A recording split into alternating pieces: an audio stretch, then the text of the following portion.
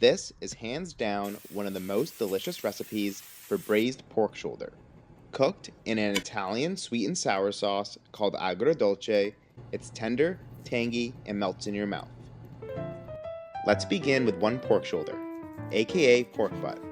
This one is 4.5 pounds with the bone in. Start by cutting it into 3 large sections, which will make it easy to remove the fat cap at the top. This cut naturally has a lot of intermuscular fat, so any excess around the sides and edges is good to remove. Once you've cleaned up the fat from the larger pieces, you can start cutting it into smaller chunks. Ideally, each piece should be around 3 to 4 inches, but it's okay if they're not perfect, because by the time they're done braising, it will all be extremely tender. As you continue to slice the pork, you can remove any larger pockets of fat that you see, but you don't need to go crazy because you can spend all day making it perfect. When you get to the section with the bone, simply cut around it so it stays in the meat, because it will help add flavor to the dish, and it will fall out after the cooking process is complete. Place the final pieces onto a baking sheet where we'll begin to salt them generously. So sprinkle over a good amount of kosher salt before flipping them over and doing the same on the other side. Here I probably used about 1.5 teaspoons. Let the pork sit and absorb the seasoning while we prepare the Agrodolce sauce, which is sort of like an Italian barbecue sauce. In a bowl, add a 1/2 cup of red wine vinegar, a 1/4 cup of plain old white vinegar, a 1/3 cup of honey, and a 1/3 cup of tomato puree, or you could use a couple tablespoons of tomato paste. And finally, 2 teaspoons of salt and 1 teaspoon of freshly ground black pepper before mixing it all together. The last thing to prep before we get cooking is slicing 1 yellow onion, crush 4 garlic cloves, and then remove enough thyme leaves from 1 to 2 sprigs in order to get about 2 tablespoons once it's been minced. I prefer cutting it all up so you don't get big pieces of thyme leaves that you have to remove from the final dish. The salt will release some moisture from the pork, so pat down the top side with paper towels before heating up a tablespoon of olive oil in an enameled cast iron skillet on medium-high heat, or you could use a Dutch oven. Place the side of the pork we just dried off face down, which will sear very well and become nicely golden brown, which will start building the flavor. Place the pork butt in an even layer. Try not to crowd the pan, because then the meat will steam rather than sear, so if needed, cook it in 2 batches. Let them go for 3 to 4 minutes, or until you develop a nice golden crust.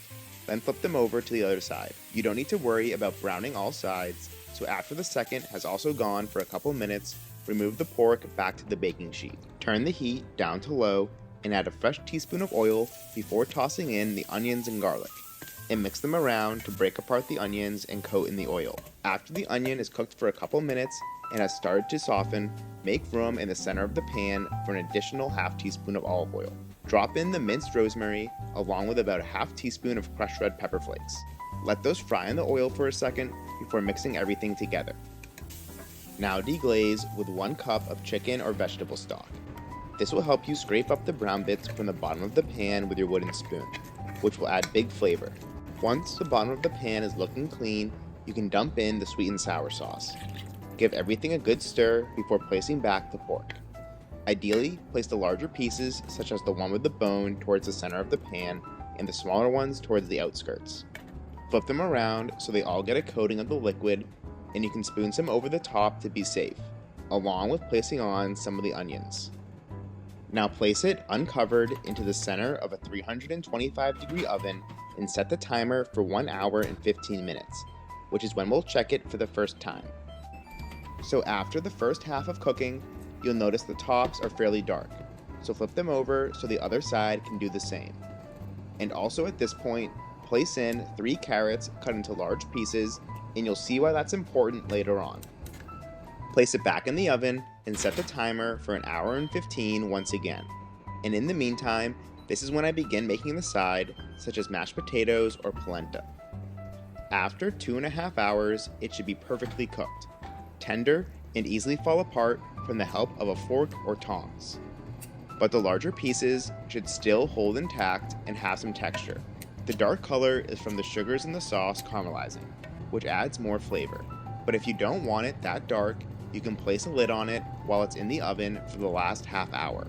Remove all the pork to a platter while we make the sauce. As you can see, there's a lot of fat in the pan, and I find it easiest to tilt the pan to one side to separate it out. Then in a small saucepan, spoon in all the carrots, onions, and remaining braising liquid, but it's okay if some of the grease comes along with it. Then begin blending it together, and this is why the carrots play such a big role in building the sauce.